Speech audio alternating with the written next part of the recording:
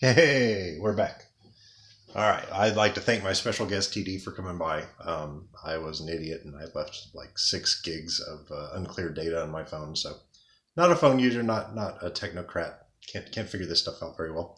But anyway, last thing we were talking about was when I tried to bring some vegan cheese to Little Caesars and have them put it on the pizza. It denatured it. It just turned into goo and like they had to. I actually tipped them for because I knew they'd have to like clean out their oven. It was awful, but cheese evolved over time to be pretty good. I actually just made mac and cheese, vegan mac and cheese. It was really good this week. Basically just talking about how vegan foods had evolved in the time that I'd become vegan, and I wanted to also mention that there were 2 experiments, one before I turned vegan and one before the sugar experiment that were really important to try.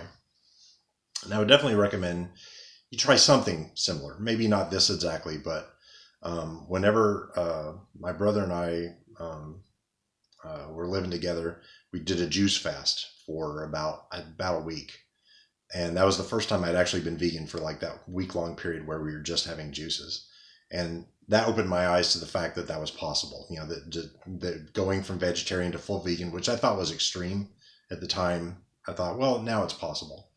And then likewise, about a year or so ago, I decided to go on a 3 day total fast where all I had was water, like nothing else for it was about 3 days.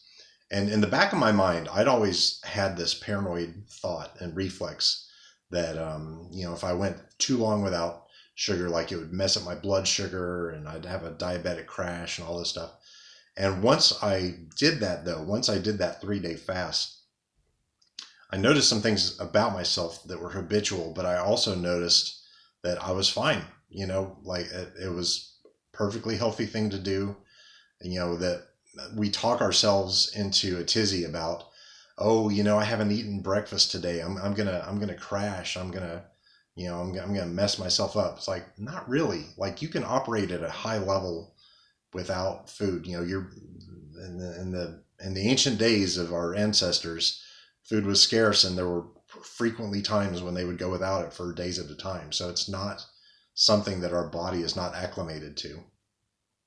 But one of the things I noticed that was a interesting habit is every time I would go into the kitchen during my fast, I would immediately look over at the pantry to see what sort of cookies, like, is there a open jar of peanut butter I can take a spoonful out of, like, just all the snacks. Like, I knew where they were, and my head just snapped around to it every time I walked by. And then I had to remember, well, I'm not eating anything today, so don't worry about that. But it made me realize how habituated we are to finding sources of sugar, finding that quick rush, and going to it.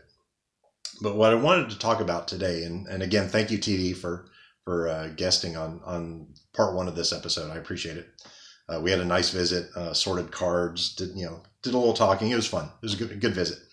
But what I wanted to talk about today was the switch, and I'm not talking about like going out back and getting a stick that your pappy can cut up and beat you with if you fail to meet your dietary goals. Okay, I'm talking about the switch in your head. And just to take a non-food example, like, suppose you dated someone who was really hot, like, really hot guy, really hot girl, and you're just like, wow, they were great. But after they cheated on you, if you see pictures of them later, what do? You say, ugh, like that's the switch that goes off where you're like, okay, possible potential mate, click, nope, not anyone I want anything to do with ever again. And in dietary terms, when I became vegetarian, I had to start to read labels. I had to start to read, for stuff like whatever, beef fat and Twinkies and shit like that. But then when I turned vegan, it became even worse. Like, I had to sniff out, like, does this have honey? Does this have confectioner's sugar, which is ground up shellac beetles? Like, does it have whatever, I guess figs. I'm not a real fan of figs because a wasp dies to form the flour that is later in the fruit. So I don't even consider figs to be vegan. Like, you basically you set whatever parameters you want for what you want to eat. Maybe your only parameter is you just don't want to eat humans. And if you're Reza Aslan of CNN, you don't even have that. But say you're not a cannibal, and but imagine like looking through a food label and you see something that looks delicious, like, oh, a little truffle or something. Oh, it's got human. Oh, it's got the blood of Christian babies. I can't have this. A switch would go off in your mind. So just imagine that, even if you're not vegetarian, not vegan, whatever. But if you are vegan or vegetarian, you start to, once you see something on a label that's like an ex-girlfriend or an ex-boyfriend, you're like, ugh, okay, well, set this aside.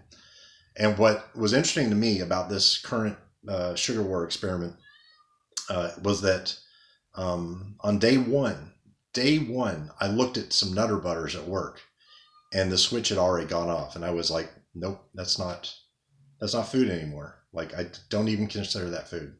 And so I wasn't ready for the switch. And the same with Oreos. Like, I wasn't ready for the switch to activate that fast.